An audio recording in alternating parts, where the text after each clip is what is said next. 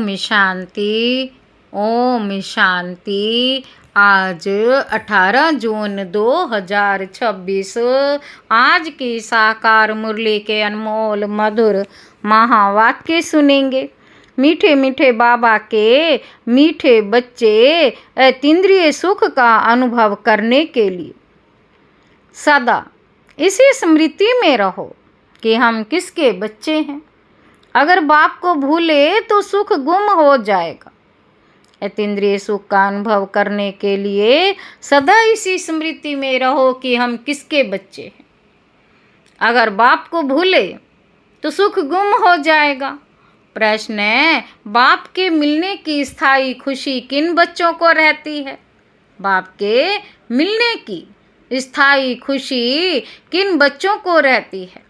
उत्तर है, जिन बच्चों ने एक से अपने सार्व संबंध जोड़े हैं, जो एक बाप की याद में रहने की ही मेहनत करते हैं, किसी देहधारी को याद नहीं करते, उन्हें ही स्थायी खुशी रहती है।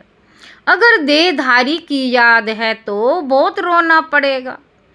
विश्व का मालिक बनने वाले कभी रोते नहीं।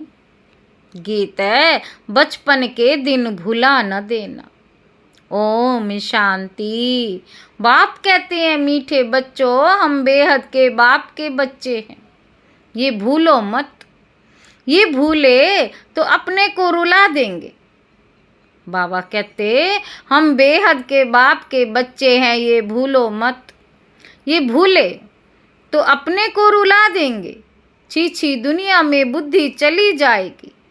बाप की याद रहने से अतीन्द्रिय सुख मिलता, अतीन्द्रिय सुख भासता है।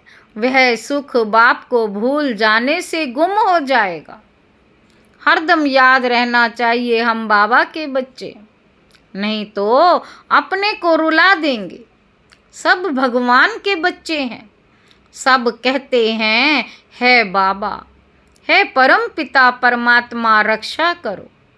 परंतु बाप से रक्षा कब होती है, यह किसी को भी पता नहीं है। साधु संत आदि कोई भी नहीं जानते कि बाप से हमको मुक्ति, जीवन मुक्ति कब मिलनी है, क्योंकि भगवान को ही कण कण में कह दिया है। अब तुम बच्चे बेहद के बाप को जान गए हो। मोस्ट विलवेड बाप है, उससे प्यारी वस्तु और कोई होती नहीं। ऐसे बाप को ना जानना बड़ी भारी भूल है। शिव जयंती क्यों मनाते हैं? बाबा कहते, शिव जयंती क्यों मनाते हैं, वह कौन है, ये भी कोई नहीं जानता। बाप कहते, तुम कितने बेसमझ बन गए हो। माया रावण ने तुमको क्या बना दिया। अभी तुम बच्चे जानते हो ये हमारी, अभी तुम बच्चे जानते हो ये हमारी जन्मभूमि है। मैं हर 5000 वर्ष के बाद आता हूँ। वे फिर कह देते 40,000 वर्ष बाद, जब ये कलयुग पूरा होगा, 40,000 वर्ष बाद ये कलयुग पूरा होगा, तब आएंगे। चित्र भी दिखाया जाता है त्रिमूर्ति का। त्रिमूर्ति मार्ग नाम भी रखा है, परंतु 3 मूर्ति ब्रह्मा विष्णु शंकर को कोई नहीं जानते। ब्रह्मा क्या करके गया, विष्णु और शंकर क्या करते हैं, कहाँ रहते हैं, कुछ भी नहीं जानते। बाबा कहते, बिल्कुल ही घोर अंधेरे में है बाप है रचयिता। उनकी ये कितनी बड़ी रचना है, कितना बेहद का नाटक है। इसमें बेहद के मनुष्य रहते हैं। आज से 5000 वर्ष पहले जब सतयुग था, भारत में जब इन लक्ष्मी नारायण का राज्य था, तो और कोई राज्य नहीं था। भगवती श्री लक्ष्मी भगवान श्री नारायण को कहा जाता है। राम सीता को भी भगवान राम भगवती सीता कहते हैं। अब ये भगवान नारायण भगवती लक्ष्मी कहाँ से आए? राज्य करके गए हैं, परंतु उनकी जीवन कहानी तो एक भी नहीं जानते। बाबा कहते, सिर्फ गाते रहते हैं, है भगवान दुख हरता सुख करता। परंतु यह किसी की भी बुद्धि में नहीं आता। वह दुख हरता सुख करता कैसे है? कौन सा सुख सबको दिया और कब सबका सुख हरा? कौन सा सुख सबको दिया और कब सबका दुख हरा? कुछ भी नहीं जानते। बाबा कहते, तुम बच्चे अभी यहाँ राजयोग सीख रहे हो भगवती लक्ष्मी भगवान नारायण बनने के लिए। जानते हैं भगवती सीता भगवान राम भी बनने का है। 8 जन्म सतयुग में पूरे करके फिर राम सीता के राज्य में आने वाले हैं। 21 जन्म के लिए बेहद की राजाई तुम यहाँ स्थापन कर रहे हो। तुम भगवती भगवान स्वर्ग के मालिक बन रहे हो। स्वर्ग कोई आसमान में नहीं है। बाबा कहते, ये किसी को भी पता नहीं। बिल्कुल ही तुच्छ बुद्धि है। कहते हैं फलाना स्वर्ग पधारा, परंतु समझते कुछ भी नहीं। अच्छा, क्या क्रिश्चियन बोधी सब हेवन में जाएंगे? वह बाद में आकर अपना धर्म स्थापन करते हैं, तो फिर वे स्वर्ग में कैसे आ सकते? स्वर्ग किसी को कहा जाता ये भी उनको पता नहीं। सन्यासी लोग कहते ज्योति ज्योत समाया, कोई फिर कहते निर्वाण धाम गया। निर्वाण भी तो लोक है ना, वह तो निवास स्थान है। ज्योति ज्योत में लीन होने की बात ही नहीं। ज्योति में मिल जाए तो फिर तो आत्मा ही खत्म हो जाए, खेल ही खत्म हो जाए। इस ड्रामा से कोई भी आत्मा छूट नहीं सकती, कोई भी मोक्ष को पा नहीं सकते। गीत का अर्थ भी कोई समझते नहीं है, ना जीवन मुक्ति का अर्थ समझते हैं, ना आत्मा परमात्मा का अर्थ समझते हैं। बाप कहते हैं तुम्हारी शक्ल तो मनुष्य की है, जो इन देवताओं की भी थी। सतयुग आदि में देवताएं थे, उनका 2500 वर्ष राज्य चला। बाकी 2500 वर्ष की बात है जिसमें और सब धर्म आते हैं। 5000 वर्ष के बदले मनुष्य कह देते लाखों वर्ष कल्प वृक्ष की आयु है, परंतु तुम्हारी बात समझने के लिए भी नहीं आएंगे। हाँ, आएंगे भी वही जिन्होंने कल्प पहले आकर समझा होगा। पहले तो समझाना है। एक है हद का सन्यास, जो सन्यासी लोग घर बार छोड़ जंगल में रहते हैं। पहले पहले वे सतो प्रधान थे, फिर अब तमो प्रधान बने हैं, तो जंगलों से लौट कर आए, बड़े बड़े महल बनाए। इन सन्यासियों ने भी पवित्रता के आधार पर भारत को थमाया जरूर, भारत की सेवा की।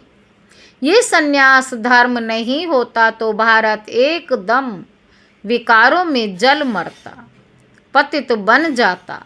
ये भी ड्रामा बना हुआ है। उन्होंने पहले पवित्रता की ताकत थी, उन्होंने पहले पवित्रता की ताकत थी जिससे भारत को थमाया है। इन देवताओं का जब राज्य था तो भारत कितना साहूकार था। इन्हों के इतने बड़े बड़े हीरे जवाहरों के महल थे, वे सब कहाँ गए? सब नीचे चले गए।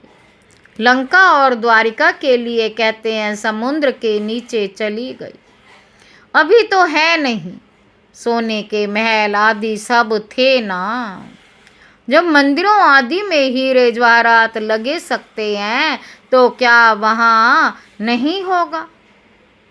जब मंदिरों आदि में हीरे जवाहरात लगा सकते हैं तो वहाँ क्या नहीं होगा? कितनी तुम बच्चों को खुशी होनी चाहिए। बाबा फिर से आया, कहते हैं बाप को याद करो। याद एक को ही करना है जिससे वे कर्म विनाश होते, परंतु वे भूल जाते और देहधारी की याद में आ जाते। देहधारी की याद से तो कुछ भी फायदा नहीं। बाप कहते हैं मामे कम याद करो, किसी भी देहधारी को याद नहीं करो। अम्मा मरे तो भी हलवा खाओ ना, अम्मा मरे तो भी हलवा खाना। एक बाप की याद से ही कमाई है। हम शिव बाबा के बच्चे हैं, उनसे वर्षा लेना है। इस समय बाप को याद नहीं किया तो फिर बहुत पछताना पड़ेगा, रोना पड़ेगा। विश्व के मालिक बनने वालों को रोने की क्या दरकार है? तुम बाप को भूलते हो तभी माया थप्पड़ लगाती है। इसलिए बाबा बार बार समझाते हैं कि बाप को और वर्षे को याद करो। अमरनाथ ने अमरपुरी में एक पार्वती को तो बैठ अमर कथा नहीं सुनाई। अमरनाथ ने अमरपुरी में एक पार्वती को तो बैठ कथा नहीं सुनाई। जरूर बहुत होंगे जो भी मनुष्य मात्र हैं, सबको बाप समझाते हैं कि अब पतित मत बनो, यह अंतिम जन्म पवित्र बनो। वहाँ स्वर्ग में कोई विकार नहीं होती। अगर वहाँ भी विकार होता तो फिर स्वर्ग और नरक में फर्क क्या हुआ? देवी देवताओं की महिमा गाते हैं। सर्वगुण संपन्न 16 कला संपूर्ण। भगवान आकर भगवान भगवती ही बनाएंगे, सिवाय भगवान के कोई बना ना सके। भगवान तो एक ही है, गाया भी जाता। भगवान भगवती की राजधानी, यथा राजा रानी तथा प्रजा भी वहाँ होगी। परंतु भगवान भगवती कहा नहीं जाता, इसीलिए कहा जाता है आदि सनातन देवी देवता धर्म। ये किसी को पता नहीं है। इनकी ब्रह्मा की आत्मा को भी बाप समझाते हैं।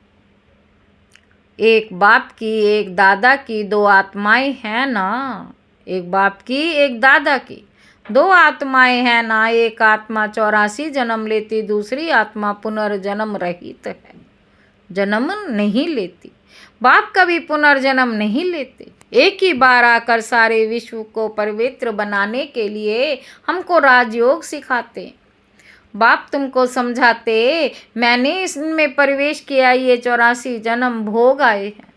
अब इनके बहुत जन्मों का ये अंतिम जन्म है। अब मैं निराकार हूँ तो कैसे आकार बच्चों को राजयोग सिखाऊं लाऊं? प्रेरणा से तो कुछ हो ना सके। श्री कृष्ण भगवानोवास तो हो ना सके, वे कैसे आ सकता है? वे तो है ही सतयुग का प्रिंस, 16 कला संपूर्ण। फिर त्रेता में होते हैं 14 कला संपूर्ण। फिर द्वापर में श्री कृष्ण को क्यों ले गए हैं? उनको तो पहले आना चाहिए।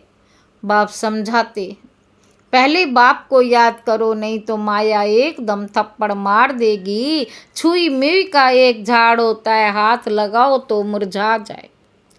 तुम्हारा भी ऐसा ही हाल होता, बाप को याद नहीं किया और खल्लास। गीत में भी सुना, बचपन के दिन भुला नहीं देना। बाप को भूले तो कहाँ ना कहाँ चोट लग जाएगी। बाप कहते हैं तुम हमारे बच्चे हो ना। ये शरीर तो विश्व से पैदा हुआ है, वह इनके लौकिक माँ बाप हैं। यह तो है पारलौकिक बाप और इनको फिर अलौकिक बाप कहा जाता है। ये हद का था, फिर बेहद का बन गया। अभी देखो ये लौकिक बच्ची निर्मल शांता बैठी है। ये लौकिक भी है, अलौकिक भी है, पारलौकिक भी है। बाकी शिव बाबा के तो भाई बहन हैं नहीं, शिव बाबा के तो बहन भाई हैं ही नहीं। ना लौकिक ना अलौकिक ना पारलौकिक, कितना फर्क है। एक बाप का बनना मासी का घर नहीं। ऐसे बाप से संबंध जोड़ना है, टाइम लगता है। शिव बाबा की याद में रहना बड़ी मेहनत। कई 50 वर्ष से, कई 50 वर्ष से रहने वाले भी सारा दिन शिव बाबा को याद नहीं करते। ऐसे भी हैं और सबको भूल। एक को याद करना बहुत बहुत मेहनत है। कोई 1% याद करते, कोई 2%, कोई आधा % भी मुश्किल से याद करते हैं। ये बड़ी भारी मंजिल है। तो बाप समझाते हैं बचपन को नहीं भूलना।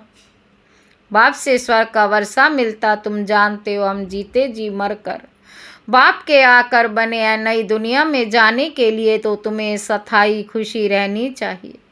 ओहो, हम डबल सिरताज बनेंगे। मनुष्य थोड़े ही जानते हैं कि सतयुग में इन देवताओं को 16 कला संपूर्ण, 14 कला संपूर्ण क्यों कहते, कुछ भी नहीं जानते।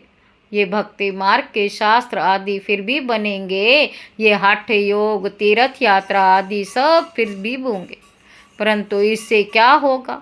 क्या हेवन में जाएंगे? नहीं। बहुत रिद्धि सिद्धि से काम करते हैं, रिद्धि सिद्धि वाले बहुत हैं।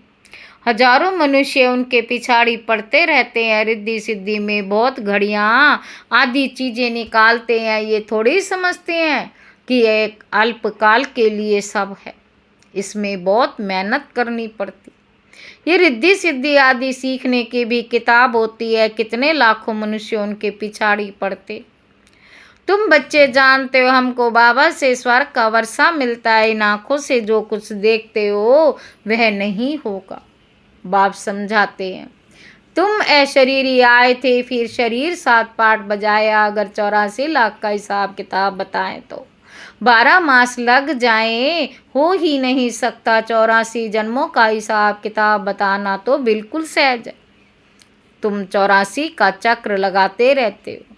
सूर्यवंशी हैं तो चंद्रवंशी नहीं, सूर्यवंशी घराना पूरा हुआ फिर चंद्रवंशी बने। बाबा कहते अभी तुम जानते हो हम हैं ब्राह्मण वंशी, फिर देवता वंशी बनना, इसीलिए हम पढ़ाई पढ़ रहे। फिर सीढ़ी नीचे उतरते उतरते वैश्य शूद्र वंशी बनेंगे। अभी अपने 84 जन्मों की स्मृति आई है, ये चक्र भी याद करना पड़े। बाप को याद करने से एवर हेल्दी एवर वेल्दी बनेंगे, पाप कट जाएंगे। चक्र को जानने से चक्रवर्ती बन जाएंगे।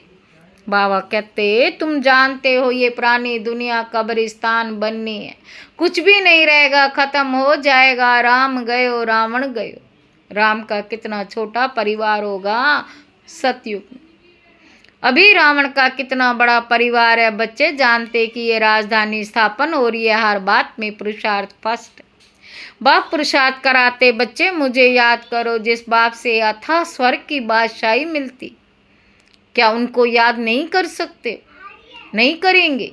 बाप स्मृति दिलाते कि तुम स्वर्ग के मालिक थे, अब फिर से पुरुषार्थ कर स्वर्ग के मालिक बनो। अच्छा, मीठे मीठे सिक्के लदे बच्चों प्रति माता पिता बाप दादा का याद प्यार और गुड मॉर्निंग।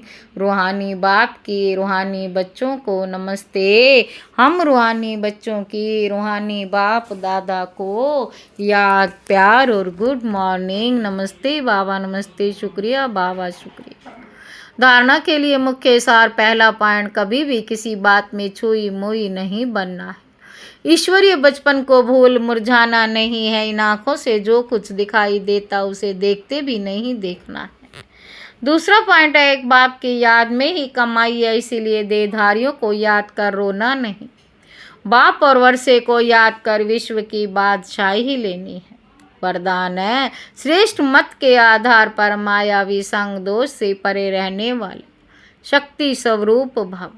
बच्चों की एक कंप्लेन रहती कि संबंधी नहीं सुनते, संग अच्छा नहीं, इस कारण शक्तिशाली नहीं बन सकते। लेकिन श्रेष्ठ मत के आधार पर ज्ञान स्वरूप शक्ति स्वरूप के वरदानी बन अपनी स्थिति को अचल बनाओ। साक्षी होकर हर एक का पाठ देखो, अपने सतोगुणी पाठ में स्थित रहो।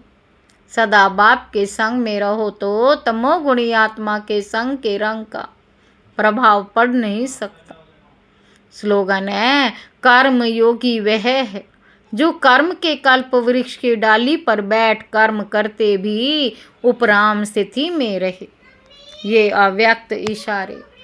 सदा हर्षित रहने के लिए अपनी नेचर को सरल बनाओ, सहनशील बनो। जैसे काई की विशेष नेचर होती है, काई की विशेष नेचर होती है, उस नेचर के वश नहीं चाहते तो चलते रहते हैं, कहते हैं चाहती नहीं हूँ लेकिन मेरी ये नेचर है। ऐसे आप बच्चों की सरल नेचर हो जो सबको अनुभव हो कि ये सहज योगी है, स्वतः योगी है। क्या करूँ, कैसे योग लगाऊँ, ये बातें खत्म हैं ही।